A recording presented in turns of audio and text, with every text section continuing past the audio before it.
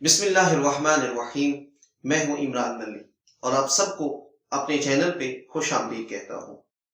آج ہم آپ کے ساتھ بال جبریل سے علامہ اقبال کی ایک نظم شیئر کریں گے جس کا عنوان ہے نصیحت۔ یہ نظم بھی اقبال کے مخصوص انداز فکر کی حامل ہے۔ اس نظم میں دو کردار ہیں۔ ایک کردار تجربہ کار اور بوڑھا شاہین ہے اور دوسرا کردار شاہین کا بچہ ہے۔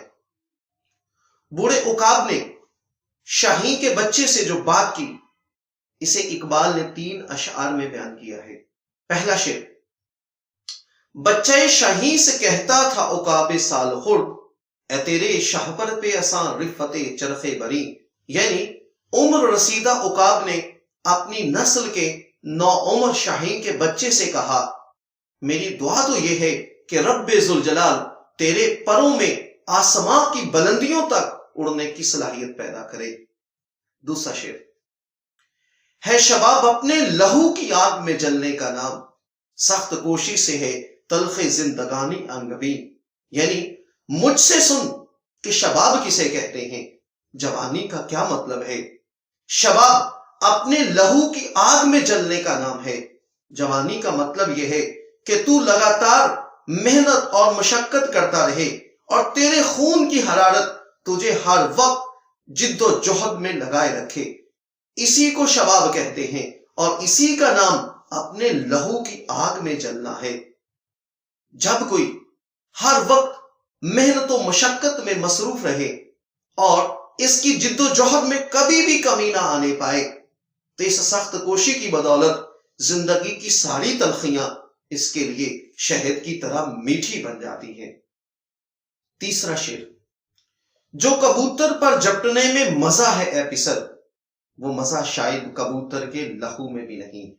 یعنی یہ جان لے کہ جو مزہ اڑتے ہوئے کبوتر پر حملہ آور ہونے اور اس پر جپٹنے کے عمل میں حاصل ہوتا ہے، وہ مزہ تو شاید کبوتر کا لہو پی کر بھی حاصل نہیں ہوتا۔ اور اگر ہم غور کریں تو اس نظم میں بوڑھے عقاب کی شاہین کے بچے کو نصیحت کے پیرائی میں اقبال نے ہمیں زندگی کی ایک بہت بڑی حقیقت سے آگاہ کیا ہے۔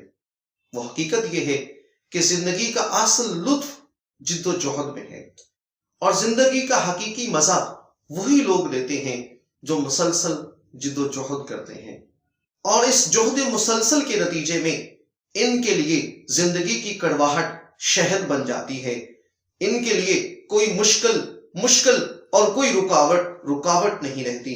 ان کا ہر دکھ سکھ بن جاتا ہے اور ہر رنج راحت میں تبدیل ہو جاتا ہے۔ زندگی کی یہی مسلسل جد و جہد ان کے لیے لطف اور لذت کا سبب بن جاتی ہے، لہذا ان کے نزدیک جد و جہد میں جو لطف ہے وہ جد و جہد سے حاصل کی ہوئی چیزوں میں نہیں۔